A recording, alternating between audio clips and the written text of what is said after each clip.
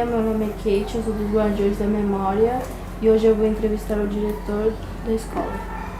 Bom dia, Kate, bom dia a toda a equipe, né, do Guardiões da Memória. É muito bom colaborar com esse projeto de vocês. Eu queria perguntar há quanto tempo você trabalhou na escola Espaço de Bitita? Bom, eu trabalho na Escola Espaço de Bitita há exatamente 14 anos e meio. Eu cheguei aqui em 2 de janeiro de 2011. Por que você decidiu tornar-se diretor da escola Espaço de Bitita? Bom, primeiro, Kate, eu decidi me tornar diretor, porque eu era professor, né? Todo mundo entra na rede municipal como professor. E aí, como professor, era muito difícil, a gente não tinha apoio, às vezes nem da coordenação pedagógica, né? E aí eu pensei que se eu deixasse de ser professor, que eu gostava muito, né? E me tornasse diretor, eu poderia ajudar mais as pessoas a fazerem, a gente construir juntos uma boa escola, né? E aí eu me tornei diretor. E depois, em 2011, quando eu terminei o meu mestrado, né, e eu fazia muitas leituras sobre imigrantes, aí eu vi que essa escola ela tinha muitos imigrantes, né? E aí eu quis vir para cá, para poder trabalhar também numa escola que tivesse estudantes e imigrantes e poder, junto com as professoras e professores, né, e todos os profissionais da escola, construir uma escola mais bonita, mais alegre, mais diversa, né? Você sabe por que os diretores foram afastados das escolas municipais? Sei sim, Kate. Assim, infelizmente, os diretores estão sendo afastados, né? Que é para encobrir a deficiência da política pública na cidade de São Paulo, né? Então, assim, está numa escola que atende uma população, né? De baixa renda, na sua maioria, né? Mais da metade dos alunos da escola as famílias recebem o Bolsa Família, tem muitas pessoas abrigadas, né?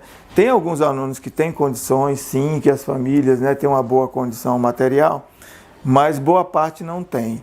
Além disso, a gente também tem muitos alunos imigrantes, né, 40%. Isso significa o quê? Que para a gente ter uma escola tão diversa como a gente tem, alunos que vêm, né, de outras regiões do país, isso significa que a escola precisa de um tempo para poder trabalhar e fazer ter bons resultados. Então, o que acontece? Depois da pandemia, que a pandemia foi 2020 e 2021, ficamos 2 anos praticamente sem aula, né? Era natural que os resultados de todas as escolas, né, no mundo inteiro, eles fossem afetados, né? E foram afetados. E aí o que acontece? A Secretaria Municipal de Educação de São Paulo pega o índice, né, que é o IDEB, de 2023, justamente depois da pandemia, constata que de fato esse resultado é baixo e eles tentam criar então um movimento para encobrir aquilo que deveria ser responsabilidade deles, né?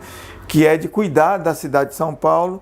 E para a gente ter uma boa educação não basta só da escola, né? Para a gente ter uma boa educação a gente precisa daquilo que a gente chama de política intersetorial. Então você tem que ter uma boa política de habitação, você tem que ter uma boa política de saúde, você tem que atender bem as pessoas, elas têm que ter emprego, elas têm que ter renda, elas têm que ter trabalho, elas têm que ter condição de sobrevivência, né? Então, para esconder tudo isso, a prefeitura está usando os resultados de algumas escolas para poder mascarar a sua responsabilidade e transformar um problema numa outra coisa, né?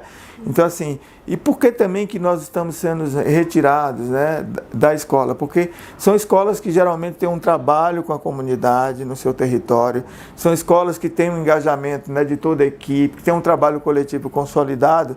Então, essas escolas precisam entrar na lista daquilo que é o fim do que o governo municipal quer, que é privatizar essas escolas.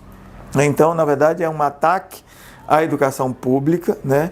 É um ataque a um trabalho que vem sendo construído há muito tempo, e não só pelo diretor, construído pela escola inteira, né? O diretor é só mais um profissional que também colabora com isso que a gente tem aqui. Então, o afastamento é para isso, é para dizer que o problema da educação pública da cidade de São Paulo é um problema das escolas, que não é verdade, mas o problema que hoje a educação pública enfrenta é de muitas ordens, né? Primeiro, em função da pandemia de 2 anos sem aula, de baixo investimento na educação, né, de falta de política de atendimento às pessoas, de emprego, de trabalho e renda, de uma série de fatores. Infelizmente é isso, mas a gente não vai deixar, né, que essa tentativa de mascaramento desse problema aconteça, e é muito importante contribuir aqui com vocês, esclarecer um pouco isso.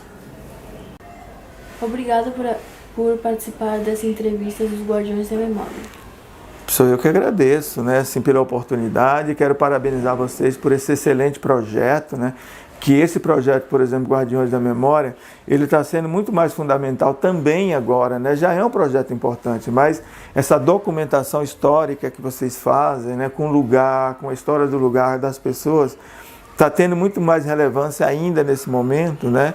Porque isso traz uma outra perspectiva, né, para a escola, de que a escola não é sempre aquele lugar tranquilo de trabalho, tem também, né, alguns percalços, né, alguns ataques, e essa forma de documentar também é muito importante. Eu parabenizo aí o trabalho de vocês, porque ele é fundamental para ajudar a gente a resistir nesse momento.